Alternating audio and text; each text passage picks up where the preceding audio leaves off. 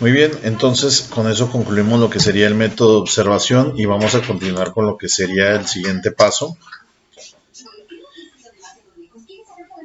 Eh, Ya habíamos hablado en el video anterior sobre lo que sería la entrevista en la organización. Continuamos con lo que sería graficar. Ya hablamos con los miembros de esta organización y también ya estuvimos observando a detalle qué es lo que está pasando dentro de esa organización y podemos llegar a crear conclusiones, conjeturas y demás. Y de lo que se habló en las entrevistas también se pueden empezar a hacer gráficos de, por ejemplo, ¿se encuentra usted a gusto con su área de trabajo? Bueno, sí. ¿Cuántos dijeron que sí? ¿Cuántos dijeron que no? ¿Cree que podríamos mejorar, no sé, implementando nueva maquinaria? ¿Cuántos dijeron que sí? ¿Cuántos dijeron que no? Del 1 al 5, ¿qué tanto está a gusto con su área de trabajo? Y así sucesivamente podríamos ir nombrando varias cosas en una encuesta sobre al personal y eso nos podría arrojar un resultado más adecuado del cómo perciben ellos mismos su propia empresa. Entonces dice, se grafican los resultados obtenidos con los cuales podemos hacer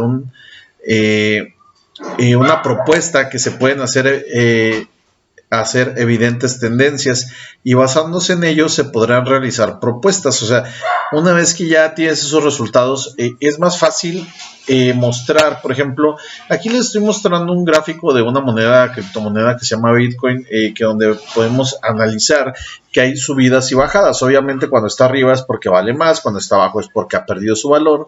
Y en la parte de abajo viene el tiempo de periodos de cuánto tardó en realizar eso. ¿De qué sirve eso? O sea, sabes que cuando hay una alza, un pico, viene una bajada, pero ¿cuánto va a tardar esa bajada? ¿Cuánto va a caer? Entonces, ¿me conviene comprar en ese momento? ¿No me conviene comprar esa moneda? Entonces, ahí nos ayuda mucho a podernos nosotros entender mejor cómo funcionan las cosas dentro de un gráfico, ¿no? O sea, en vez de que si solo te dan una tabla con un montón de datos, que es más complicado poder identificar y darle una idea, aquí en el gráfico es mucho más sencillo porque solamente son picos donde nosotros fácilmente lo podríamos identificar y saber cuáles son las partes buenas y las partes malas. Después de ello, bueno, viene la recolección de datos, o sea, ya con esos datos graficados, dice la recolección de datos se refiere al enfoque sistemático de reunir y medir información de diversas fuentes al fin de obtener un panorama completo y preciso de una zona de interés. Por ejemplo, si ya encontramos que la falla se encuentra, por así decirlo, en el área de contaduría, entonces se entrevistaría a las personas de contaduría, se entrevistarían a las personas fuera de contaduría para poder hacer como que un comparativo con la información que obtuvimos del área, de las personas que pertenecen a esa área, hacer un comparativo con las personas que no pertenecen a esa área y que creen que la problemática se encuentra dentro de la misma.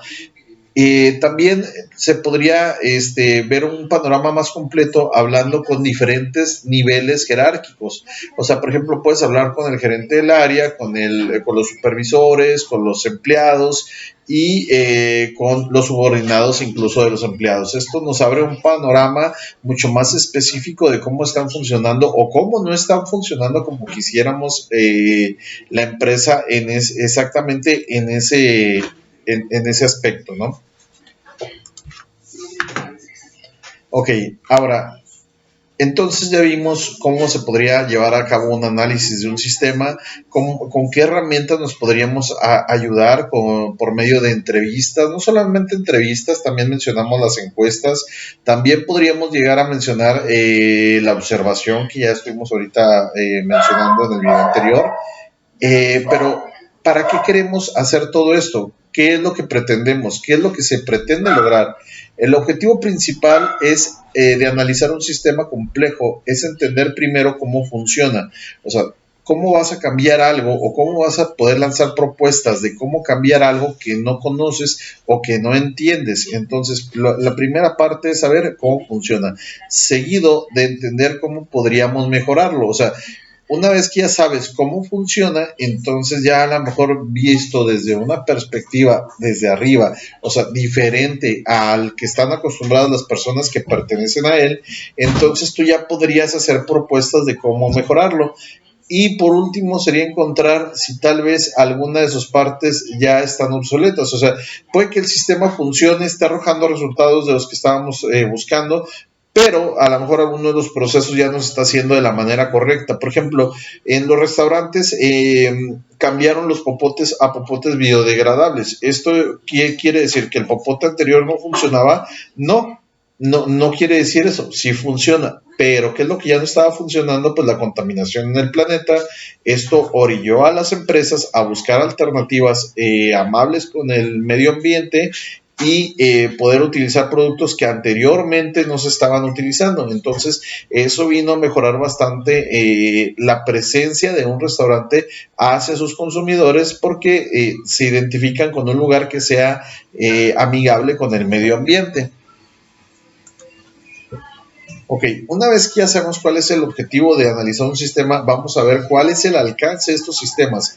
A veces pensamos que el alcance es infinito, pero no.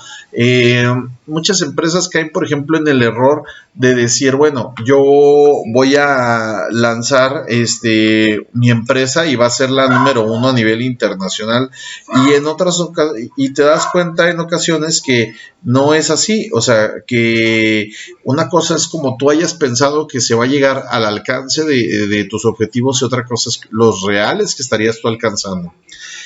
Nos dice, el alcance nos ayuda a describir la extensión y los límites del sistema de gestión de seguridad de la información, por lo que se pueden definir todos los términos de los activos de información, la ubicación física, las unidades de organizaciones, actividades o procesos de gran importancia para la organización. Es decir, se trata de la selección de los elementos críticos que se deben de proteger. O sea, el sistema debe tener unidades medibles. ¿Hasta dónde vamos a llegar con ese sistema?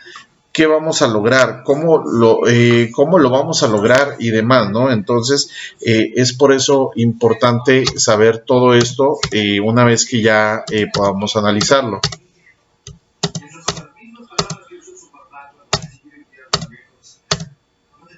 Bueno, el siguiente punto que quisiera hablar con ustedes sería la formulación de propuestas. O sea, ya conocemos el sistema, sabemos cuáles son sus medidas, ya lo investigamos, ya lo observamos y demás. Ahora, la formulación de las propuestas es cuando ya sabemos qué tal vez podríamos cambiar para que esto mejore. Una vez que ya se ha analizado lo suficiente en los distintos aspectos en el sistema, podemos comenzar con la formulación de propuestas.